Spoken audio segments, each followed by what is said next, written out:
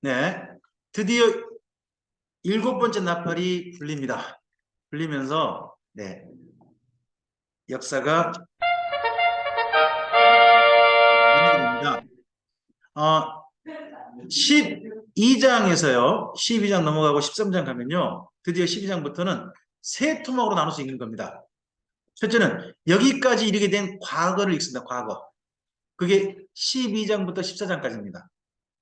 이런 나팔이 불리기까지 중요한 역사의 스토리를 리바이벌 하는 겁니다.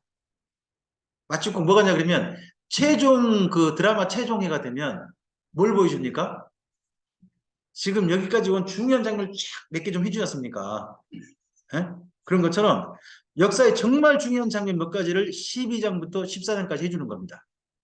그리고 나면 15장부터는요, 두 부로 나뉘게 됩니다. 주님과 함께 있는 사람들이 있겠죠. 주님의 재림하셨으면 함께 있는 사람이 있을 것이고요. 또 이 땅에 누가 남아있을 것입니까? 누가 남아있겠습니까? 부름받지 못한 사람들이 남아있겠죠. 그럼 이때부터는 어떻게 하는 겁니까? 예, 부름받은 사람들을 주대성으로 가는 게 있고, 부름받지 못한 사람들 주대성으로 가는 게 있다는 겁니다. 자, 부름받은 사람들이 관심 있게 보아야 될 장은 15장, 19장, 20장 이렇게 가는 겁니다. 그리고 이 땅에 부름받지 못한 사람들의 일은 어떤 일을 당하는 거예요?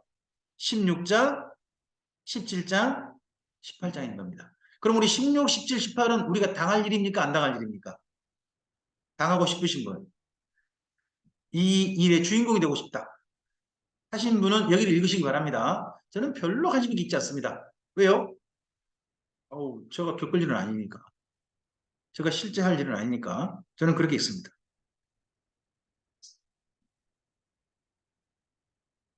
먼저 12장부터 14장입니다. 간단하게 하시면 됩니다. 자, 하나님께서 구원하는 역사에 창세기에 누구로 출발하십니까? 아브라함. 이스라엘이잖아요. 이스라엘. 그래서 이스라엘을 합니다. 이스라엘은 요셉의 꿈에 어떻게 등장합니까? 두 가지 꿈이 있었죠. 요셉의 꿈이. 하나는 이삭 꿈이 있었고요. 또 하나는 하늘의 별 꿈이 있잖아요. 해달 11별인데 그 11별과 해달이 누구한테 절했다고요? 요셉에게. 근데 요셉도 그럼 별로 본다면 별이 몇 개예요? 12개가 되는 거 아니에요. 해달 12별에 쓴 여인이 등장해요. 여기 요한계시록 12장에 구약 성경에 이스라엘 민족은 하나님의 누구로 보통 불립니까? 여인. 처녀 에루살레마. 처녀 유다야. 이런 식으로 여인으로 불립니다. 그리고 또 선지자들도 이렇게 쓰기를 즐겨했죠. 하나님과 이스라엘 민족 사이를요. 신랑과 신부로 부르는 걸 좋아했습니다. 항상 이스라엘 민족은 하나님의 뭐가 됩니까? 아내. 아내 입장에 있지 않습니까? 여인이에요. 그런 이스라엘 민족을 통해서 이 땅에 누가 태어나십니까? 예수님이 태어나시잖아요. 그게 한 아이입니다. 이스라엘 민족을 태어난 한 아이. 그래서 12장에 등장하는 여인을 마리아라고 하는 것은 사실 좀 무리한 겁니다. 해달 12별의 여인이면 뭐예요? 이스라엘 민족으로 생각하시면 됩니다. 이스라엘 민족을 통해서 이 땅에 예수님이 태어나신 겁니다. 근데 이스라엘 민족이 그럼 그런 이후에 어떤 일을 당하나요? 이스라엘 민족이 사탄에게 상당한 괴롭힘을 당합니다. 그런데 이스라엘 민족은 어떻게 돼요? 하나님께서 보호하십니다. 왜요? 마지막에 구원의 마지막은 누구에게 기회를 주어지는 겁니까? 하나님께서. 이스라엘 민족에 기회를 주니까 하나님께서 보존하신 겁니다.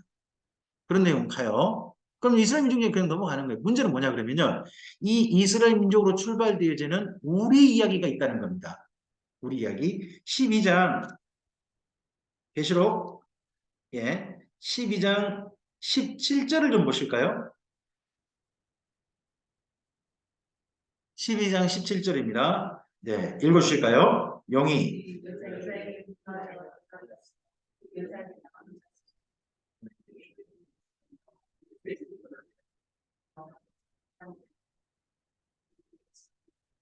그 여자의 남은 자손이면 유대인 중에 남은 이들입니다. 근데 유대인의 남은 이들 가운데 어떤 이들이라고요? 두 가지가 있죠.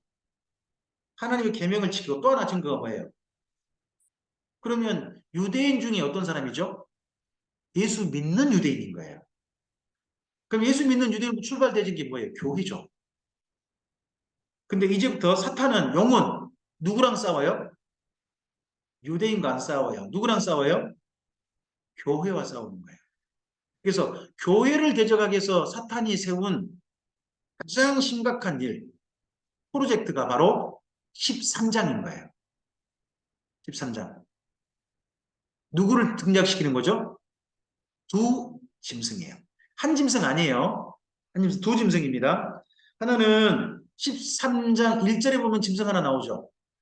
어디서 올라옵니까? 예, 바다에서 올라옵니다. 그 다음에 11절 가보세요. 어디서 올라옵니까? 땅에서 나옵니다. 두 짐승이에요. 두 짐승이에요. 바다에서 올라온 짐승은 어디서 근거해 보시면 됩니까? 어디 여기가? 다니엘서 7장입니다. 그 13장 1절 옆에다가 다니엘서 7장이라고 써놓으시면 나중에 읽는 데 도움 되실 겁니다. 그때 올라온 짐승들이 뭐예요? 제국이에요, 제국. 그래서 정치적 짐승입니다. 첫 번째 등장한 짐승은. 그리고 11절 짐승은 뭔가요? 종교예요. 왜 보이죠? 어떤 분이 보이죠?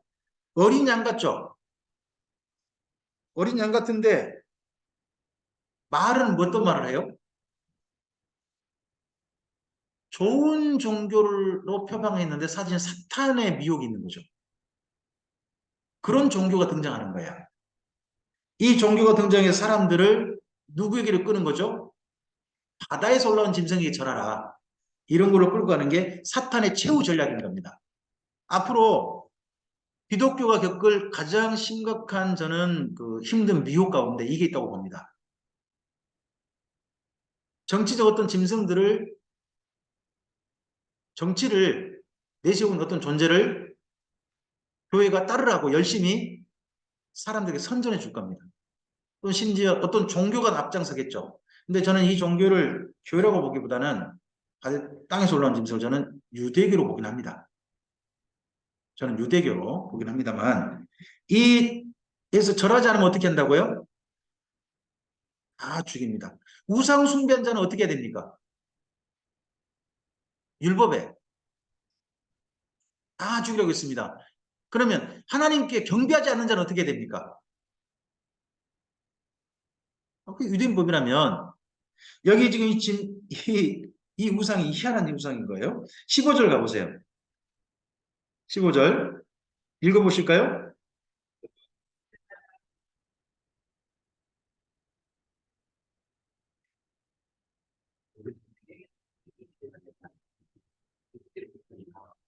어, 금은 동철 목석으로 만들었을 때 생기가 없는 게 우상이에요. 구약성경에 흔히 나오는 표현이에요. 근데 금은 동철 목석으로 만들었는데 뭐 해요? 말을 해요. 그럼 우상이에요, 아니에요? 헷갈려 버리죠, 우리도. 그러잖아요. 금은 동철 목석으로 만드는데 말을 해버린다니까요. 생기가 있어요. 그럼 이거 우상이에요, 아니에요? 우상일 수 없죠. 근데 이게 누구 모양이라고요? 그때 전 세계를 지배하는 정치적 지도자. 그런 모습일 거란 거죠. 그게 절하라는 거라는 거죠. 여기를 데살로니가 후서에서는 어떻게 표현했죠? 성전에 앉아 자기를 보여 하나님이라고 그렇게 표현하는 거예요. 그 성전이 어떤 성전일까요?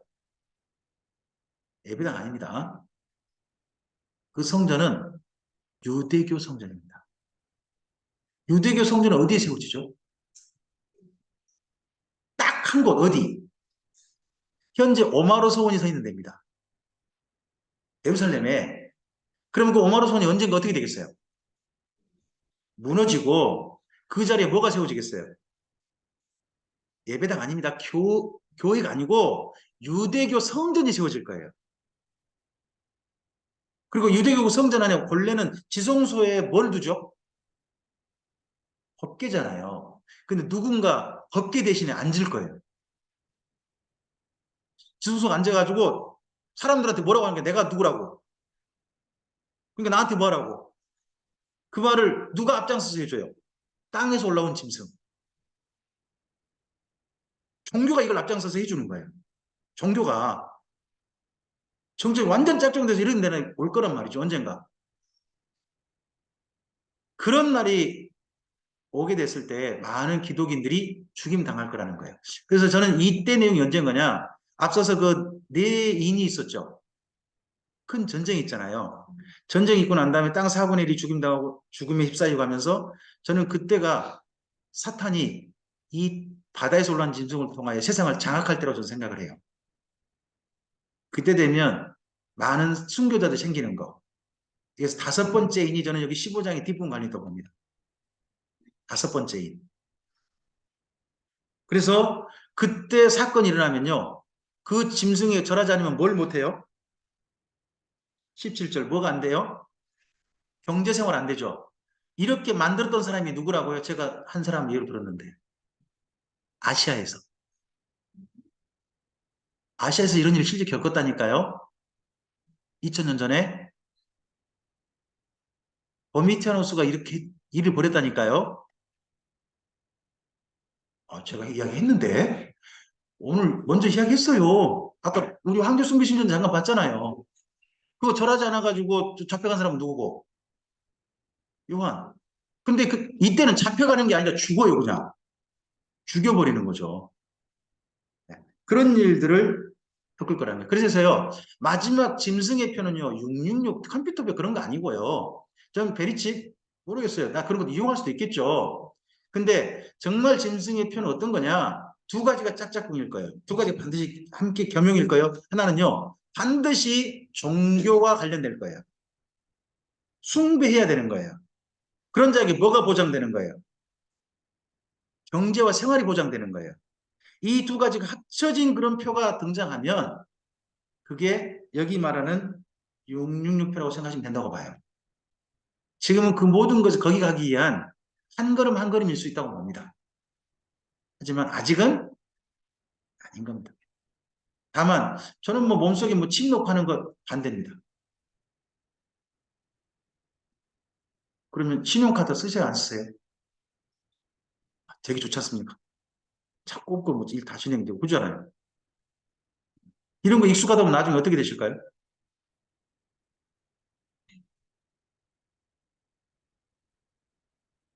갑자기 좀 눈앞이 캄캄해지지 않습니까? 네. 자, 그리고 나서 이러할 때라도 교회는 어떻게 됩니까? 그게 14장입니다. 14장. 사탄은 이렇게 자기 일들을 해갈 겁니다. 근데 교회는 어떻게 됩니까? 그런 일이 있다 할지라도 교회는 끝까지 복음을 전해야 되는 겁니다. 자, 그래서 교회의 출발이 어디서 출발하죠? 교회가 어디서 탄생해요? 가장 먼저 첫 번째 탄생한 교회, 장소, 예루살렘이잖아요. 어느 민족을 대상으로 탄생돼요? 유대인이죠. 여기 요한계시록 유대인을 상징하는 숫자가 뭐예요? 그래서 여기 14, 맨 처음에 14장 보시면 시온산에 어린 양과 함께 몇 명이 서 있어요? 교회가 여기서 출발하는 거예요. 예루살렘과 온 유대와 사마리아 땅끝까지 복음 전하잖아요. 예루살렘이 출발해요. 이 출발된 교회가 어디까지 가야 되죠? 14장에서. 어디까지 가야 돼요? 6절 보세요. 6절 읽어보실까요? 땅에 거주하는 자들 곧 모든 민족과 종족과 방언과 백성에 전할 교회는 이 복음을 모든 민족에게 전하는 책임을 영원한 복음을 전할 책임을 여전히 가져요. 그렇죠? 지금까지 그러한 사명을 이어받은 거죠. 이어받는데 하다 보면 어떤 일을 겪을까요? 짐승의 표 받을 때도 성경에 등장하는 그 표 받을 때도 이 복음 전하는 일을 멈추지 말아야 한다는 거예요. 거기가 9절 보시면 돼요. 9절 10절 보시면 이 교회들에게 제발 이런 일이 있지 말기를 하고 바라고 쓰고 있죠. 어떤 일요? 마지막 표 받을 때 제발 표는 받지 마라 하는 내용을 쓰고 있잖아요. 그렇죠? 그러면 성도들은 뭐 해야 한다고요? 거기 12절 읽겠습니다.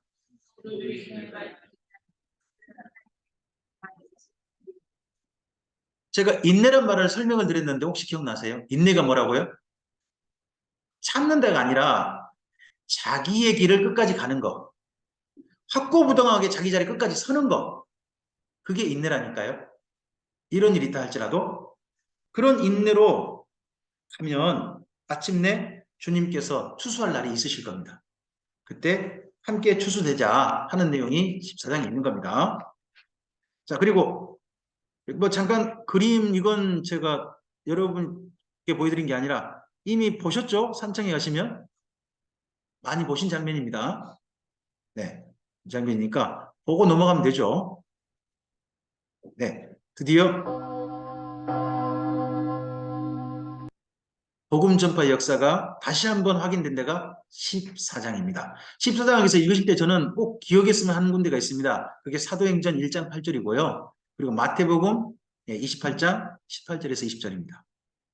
너희는 가서 모든 족속으로 제자를 삼아 아버지 아들과 성령의 이름으로 세례를 주고 내가 너에게 분부한 모든 것을 가르쳐 지키게 하라. 볼지어다 세상 끝날까지 내가 너희와 항상 함께 있으리라 하신 말씀과 이런 말씀들을 기억하시고 여기 14장을 읽으시면 될 것 같습니다. 다시 한번 교회가 무슨 일이 있더라도 버리지 말아야 될, 꼭 해야 될 사명이 복음 전파구나 하는 것은 기억했으면 좋겠습니다.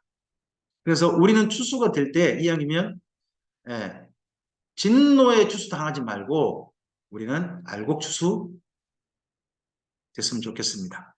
그리고 나서 15장 가시면 성도들은 이제 예수님과 함께 있는데 15장 그래서 15장이 연결되죠. 출애굽기 15장과 여기 계시록 15장입니다. 출애굽기 15장에서는 어떤 일이 있었나요? 이스라엘 민족이 홍해 건너고 난 다음에 모세와 함께 미리암과 함께 자유의 노래를 불렀던 게 15장입니다. 출애굽기 15장. 근데 여기 요한계시록 15장은 뭡니까?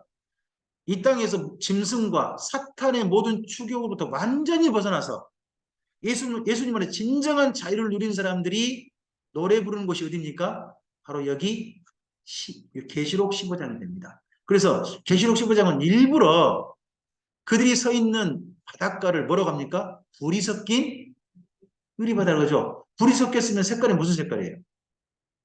어디가 떠오르도록? 예전 이스라엘 민족 건넌 거기가 떠오르도록 하는 장면을 일부러 이렇게 해놨습니다.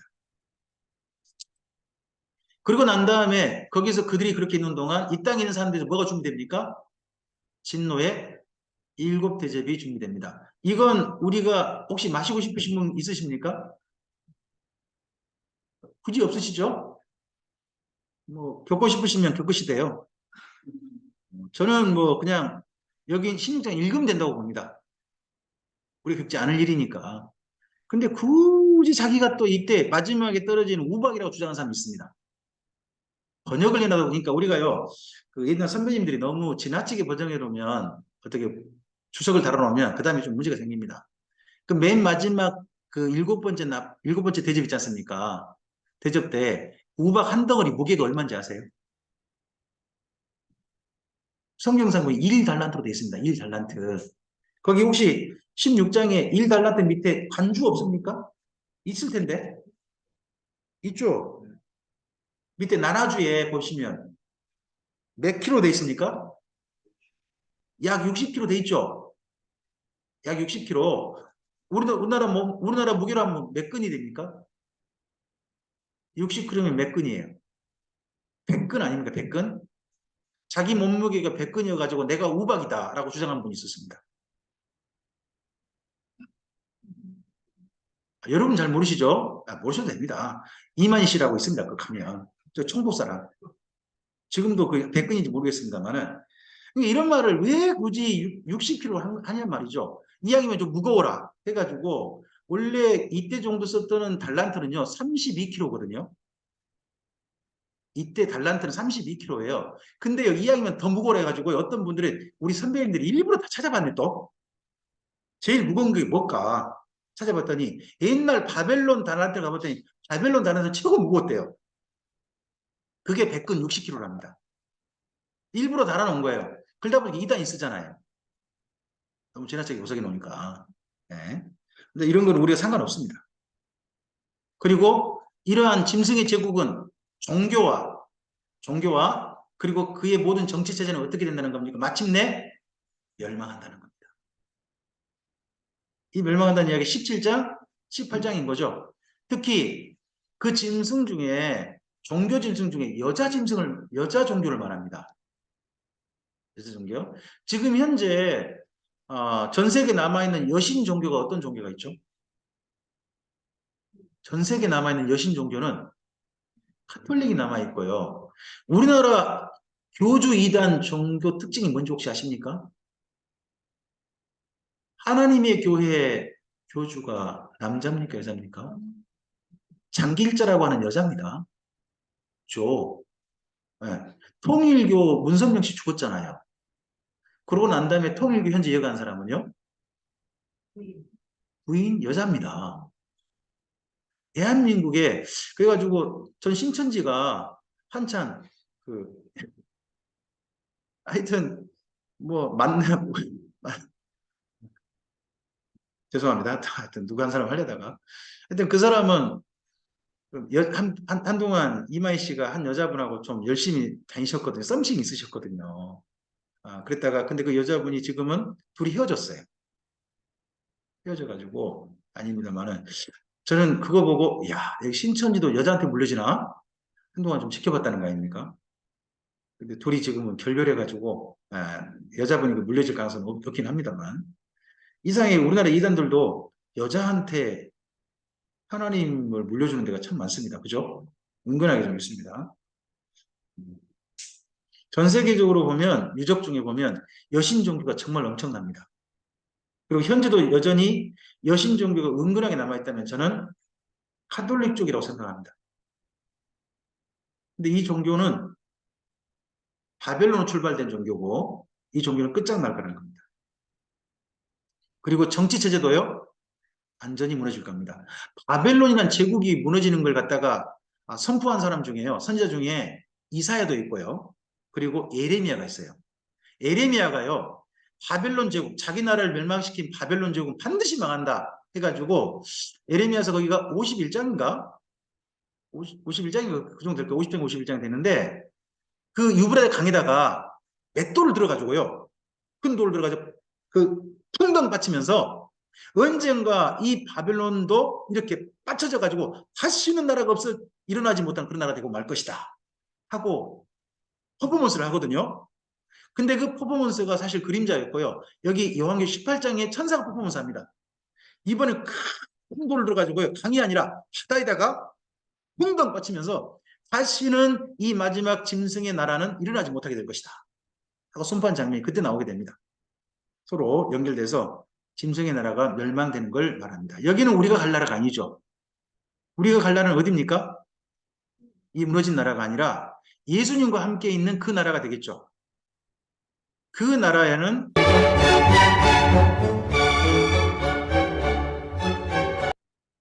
넘어가겠습니다. 방금 보았던 영상은 그동안 복습입니다. 지금 여기까지 보셨던 거 복습이니까 나중에 따로 보셔도 되고요. 산장 가시면 계속 보실 수 있으십니다. 네, 그러니까 따로 보시거나 그렇게 하시기 바랍니다. 주님이 재림하시고서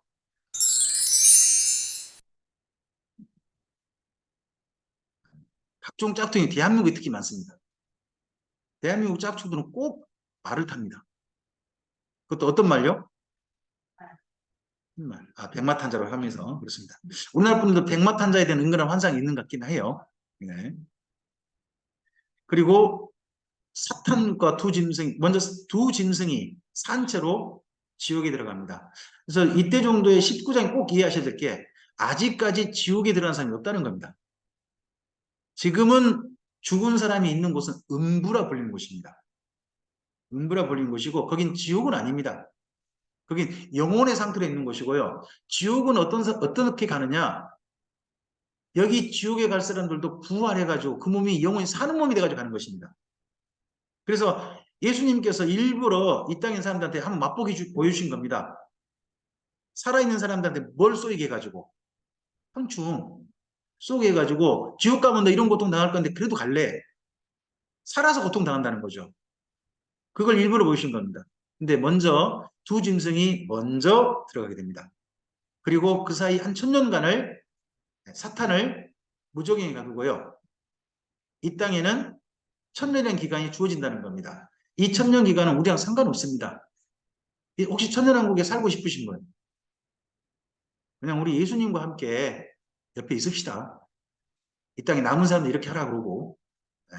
여기도 천년왕국은 좀 더 자세히 듣고 싶으시면 산청을 가시기 바랍니다. 그리고 천년왕국 후에 천년왕국을 지나는 사람들도요. 마지막 테스트를 받습니다. 사탄에 의해서 테스트 받고서 그 사람들도 테스트 받은 후에 주님의 사람이 되거나 사탄과 함께 최후의 심판을 받거나 그러한 일을 당하게 됩니다. 그리고 이 시점 가면 드디어 하나님께서 모든 사람들을 심판하십니다. 이 심판대 앞에 저와 여러분도 섭니다. 서게 될 겁니다. 이때. 다만 주님의 사람들에게는요. 옆에 우편의 선자가 있으실 겁니다. 여러분 시편에 보면요. 아이시 쓴 것 같은데 자기 원수한테 저주하면서 뭐라고 하는지 아세요? 하나님 저 사람 우편에 사탄이 서게 해주시옵소서 이렇게 합니다. 그런데요. 정말 주님의 사람들이요. 하나님 보좌의 심판 앞에 섰을 때 우편의 선자가 있으신 겁니다. 우편의 선자가 누구실까요? 예수님이실 겁니다. 여러분 우편의 선자라는 말을 갖다가 우리 성경상에 번역된 말이 뭐예요? 우편의 선자를 우리식으로 우리 지금 성경에 어떤 단어로 번역이 났죠? 그게 보혜사예요 원래. 보혜사라는 단어 있잖아요. 파라클레토스라는 단어가 우편의 선자예요. 왜요? 그게 헬라식 그 문명 이야기인 거예요. 우편의 선자는 누굴까요? 상담자, 변호사 이런 사람들이 써요 보통. 뭐 하려고? 그 사람을 도와주려고 서는 거거든요. 마지막 이 재판제도 예수님께서 우리 옆에 서실 거예요. 우리 옆에 선 분이 우리 예수님이시길 바랍니다. 옆에 보고 속수라치지 마십시오. 혹시나 사탄이 보여갖고 놀라면 일 납니다. 주님이 꼭 보이셨으면 좋겠습니다. 그리고 그 행한 일을 따라 심판을 받게 될 겁니다. 주님 안에서 오늘 우리가 살아가는 삶의 한 걸음 한 걸음은요. 그날 칭찬이 될 수도 있고 책망이 될지도 모릅니다. 이야기는 주 앞에 섰을 때 착하고 충성된 조가 내가 잘해도다. 이런 이야기 듣는 사람 주 앞에 섰으면 좋겠습니다. 저도 그랬으면 좋겠습니다. 제발 그날 주님께서 말씀하시길 야 PC방에서 7년이 뭐냐. 제 아내가 옆에서 한 말씀 더 하시겠죠? 아마 예수님 7년 더 해요. 네. 그런 얘기 할 수도 있죠. 그때 고개를 못 들 것 같아요. 어떻게 그렇게 살았냐 하는 거에 대해서 대통령 부끄러운 일 말고 주님 앞에 정말 칭찬실 일로 썼으면 좋겠습니다. 아마 다윗도 밧세바 이야기하면 예수님 끄집어내시면 고개를 못 들지 않았을까요? 주님 앞에 설 때. 그런 일 없이 우리 고개를 들고 정말 하나님을 기쁨으로 바라볼 수 있는 삶으로 잘 사셨으면 좋겠습니다. 네. 이분은 어디 가는 겁니까? 네. 여기 가고 싶으신 분 계신 건 아니잖아요. 우리는 어디를 바라봐야 되는 거예요? 네, 이곳을 바라보는 겁니다. 우리 요한복음 14장을 가십니다.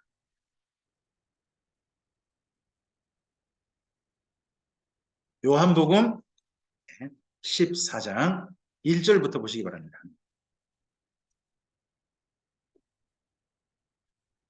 1절부터 3절까지 우리 읽어볼까요? 너희는 마음에 근심하지 말라. 하나님을 믿으니 또 나를 믿으라. 내 아버지 집에 거할 곳이 많도다. 그렇지 않으면 너희에게 일렀으리라. 내가 너희를 위하여 거처를 예비하러 가노니 가서 너희를 위하여 뭐 하시면 거처를 예비하시면 그 다음요 내가 다시 와서 너희를 내게로 영접하여 나 있는 곳에 너희도 있게 하리라. 나 있는 곳, 예수님께서 있겠다 하신 곳이 어디죠? 아버지 집이죠. 아버지 집에 주님께서 뭘 마련하시겠다고요? 거처요. 이 거처가요.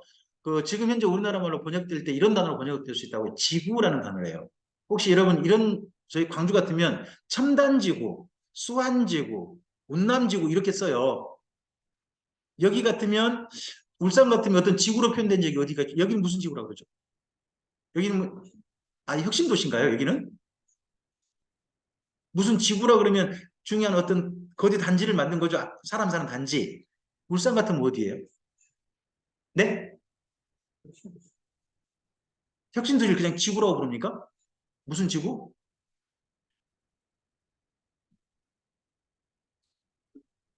경찰 지구대요? 거긴 너무 좁고요. 너무 작고. 지구는 큰 덩어리잖아요. 그 안에 큰 도시가 이루어진 일정한 큰 구역이잖아요. 그렇게 번역되는 게 여기 거처 예비하는 그 거처라는 거예요. 예. 그러니까 큰 타운. 그렇게 이해하시면 되는 거죠. 예. 거기가 바로 새 예루살렘 성이고 아버지 집에 있죠. 그곳에 누구도 계시겠다고요? 그러면 예수님이 이 땅에 지상 강림하신 것은요, 우리를 그곳에 데려가시려고 오신 것이지, 이 땅에 사시려고 오신 건 아니에요. 우리를 그곳에 데려가시기 위해서 오신 겁니다. 지구는 그럼 언제까지 쓰실까요? 지구별은 데리러 오실 때까지 쓰시지 않을까 싶습니다. 마지막 최후의 심판 이때까지 쓰시고 그 이후 지구의 운명은 저도 잘 모르겠습니다. 네. 자, 이 새 예루살렘 성의 광경을 이 요한계시록 뒷부분에요 정말 열심히 설명하려고 노력하십니다. 왜 그럴까요? 성도들이 어디를 바라보라는 거예요? 오늘 현재 힘들고 어려운 걸 바라보지 마시고 어디를 제발 바라보십시오. 여기를 바라보십시오. 주님이 우리를 준비하셨습니다. 여기 도착하셔야 됩니다라고 열심히 설명하는 거죠. 입에 진짜 침을 튀어가시면서 설명하신 것 같아요. 네. 그래서 진주 문을 열고 들어가면 정말 있는 새 예루살렘성이 있대요. 여기에 이르렀으면 좋겠는데 잠깐 이런 내용을 좀 읽어볼까요? 여기까지 보니까 요한계시록 보면 복이라는 단어가 7번 나와요. 7번. 자, 제가 앞에 장절을 읽을게요. 뒤에 읽어주세요. 1장 3절이요. 가 복이 있습니다. 그 다음에 14장 13절이요. 지하는 죽은 자들은 희망이 없는 게 아니라 힘다라고 이야기합니다. 그 다음에 16장 15절요. 네. 그 다음에 19장 19절이요. 네. 20장 6절이요. 22장 7절이요. 22장 14절이요. 두루마기의 복을 많은 자들. 여러분 방금 읽었던 본문 중에 한 가지 특징이 보이는데요. 혹시 보이세요? 잘 보시면 뒷부분으로 다 뭉쳐 있어요. 19장부터 22장에 4개가 뭉쳐 있죠. 진짜 받아야 할 복은 어디에 있는 거예요? 언젠가 주님 뵈는 그날에 다 우리가 진짜 복을 누리게 될 거예요. 앞에 오늘 현재 삶에 있어서는 부분은 1장부터 한 16장까지 될 수 있어요. 근데 19장부터 22장은 뒤로 치우쳐 있잖아요. 집중해서 이야기해, 뒤에. 여기를 바라보고 힘을 내라는 거죠. 뒷뚜껑 닫으면서.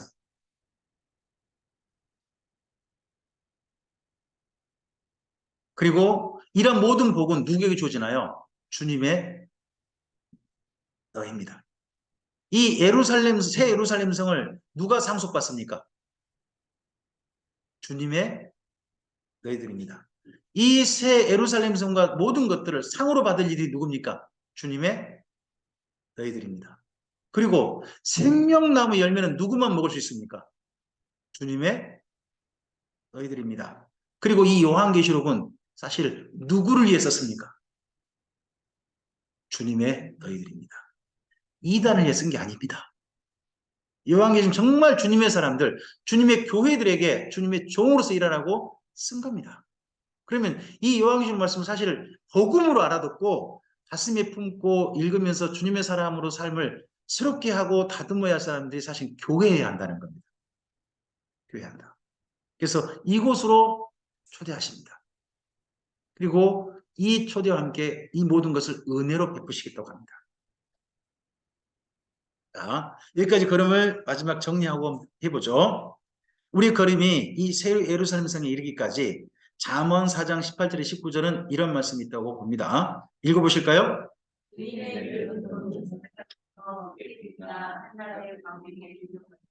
악인의 길은 어둠 같았어. 그가 걸려 넘어져도 그것이 무엇인지 우리의 길이 의인의 길이 가기를 주께서는 소원하신 것 같습니다.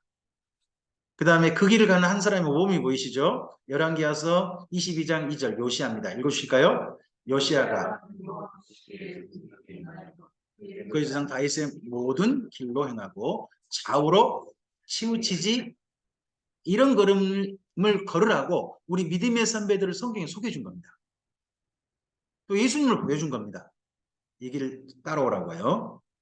사도행전 20장 4절이죠. 읽으실까요? 내가 주 예수께 받은 사명 곧 하나님의 은혜의 복음을 증언한 일을 마치려 하면은 나의 생명조차 조금 더 귀한 것으로 우리들에게도 달려갈 길이 보였으면 좋겠습니다.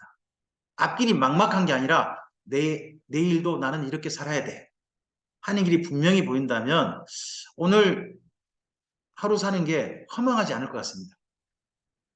내일이 좀 더 기대가 되고 내 몸이 피곤해도 내일을 다시 일어날 수 있을 것 같습니다. 네. 히브리서 12장 1절 2절입니다. 우리 전에 히브리서 말씀 나눌 때 좀 읽었던 말씀이에요. 읽으실까요? 이러므로 모든 무거운 것과 얽매기 쉬운 죄를 벗어버리고 인내로써 우리 앞에 당한 경주를 경주하며 믿음의 주여 또 온전케 하시는 이인 예수를 바라보자. 저는 그 앞에 있는 즐거움을 위하여 십자가를 참사 부끄러움을 개의치 않으시더니 하나님 보좌 우편에 앉으셨느니라. 네. 그리고 디모데후서 4장 7절 8절 제가 참 좋아하는 말씀이고 저도 이렇게 되길 소원합니다. 저희 마지막이 이랬으면 좋겠습니다. 우리 함께 읽어보실까요? 시작. 내가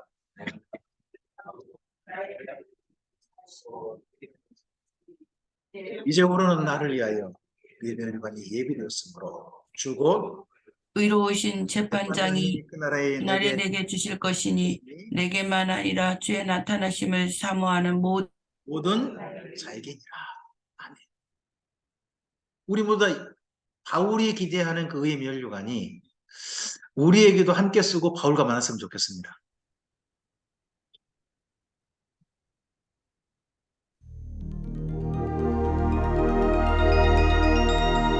우리가 결국 만나야 할 걸음은 오늘 울산에서 만났지만 마지막에 우리가 얼굴을 봐야 할 곳은 여기라고 생각합니다.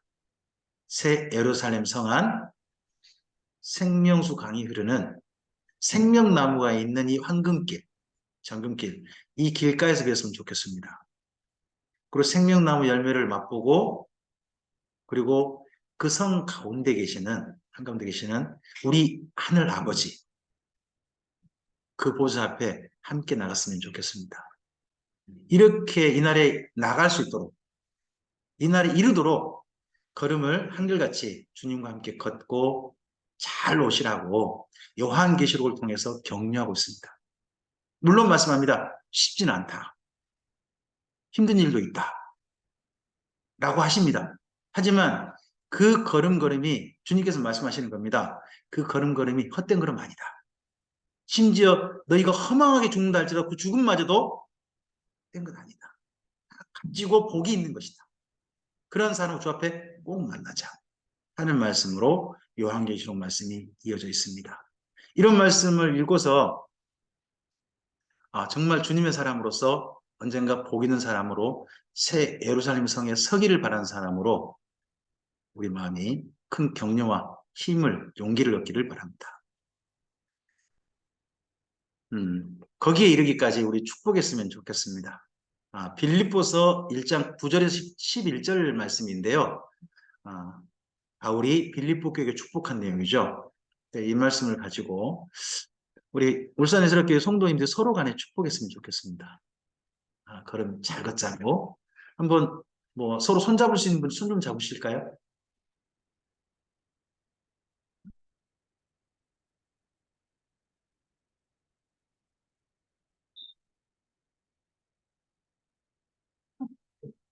뒤를 돌아보시면 저기 저 글이 안 보이실 텐데요. 아, 그렇게 안 보이십니까? 저는 목이 잘 안 돌아가서 안 보이는데. 네네. 네. 함께 우리 사랑하는 성도님을 격려합시다. 요한계시록 말씀이 우리에게 응원의 말씀인 것처럼 우리 성도님들에게 응원했으면 합니다. 네. 함께 응원하실까요? 내가 기도하노라. 너희 사랑을 지식과 모든 청명으로 점점 더 풍성하게 하사마 너희로 지극히 선한 것을 분별하며 또 진실하여 허물 없이 그리스도의 날까지 이루고 예수 그리스도로 말미암아 의의 열매가 가득하여 하나님의 영광과 찬송이 되기를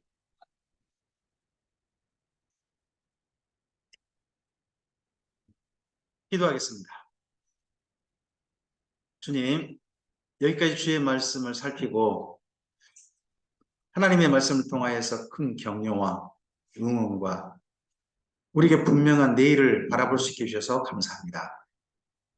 예수님을 믿음으로 말미암아 우리의 삶이 새롭게 시작되어졌고 하나님께서 우리를 도우시고 우리가 하나님 일에 동역할 수 있는 특권을 주셨음에 감사드립니다.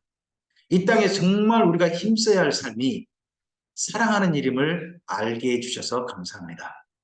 그리고 또한 믿음의 선배들이 먼저 갔던 그 길을 따라 예수님께서 하나님 우리 아버지 집에 준비하신 새 예루살렘 성에 이르기까지 걸어가야 할 삶이 우리의 삶인 것을 또한 분명히 보여주셔서 감사합니다.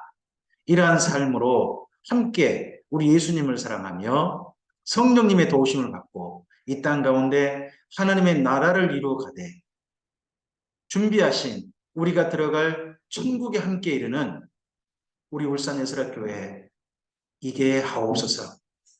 주의 성도님들과 우리 권성구 목사님이 주님 안에서 아름다운 콜라보를 이루어서 하나님의 멋진 교회를 이루어가게 하옵소서. 특별히 이 말씀이 힘이 되게 하옵소서. 말씀이 기준이 되게 하옵소서.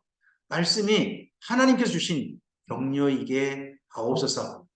또 이 말씀을 따라 우리 성령님께서 울산 예수교회 가운데 임재하여 주시고 보혜사로 동행해 주시옵소서.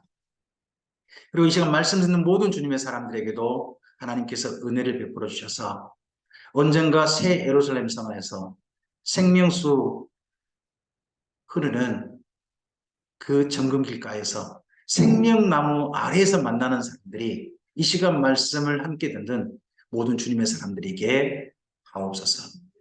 주께 감사오며 예수님 이름으로 기도합니다. 네.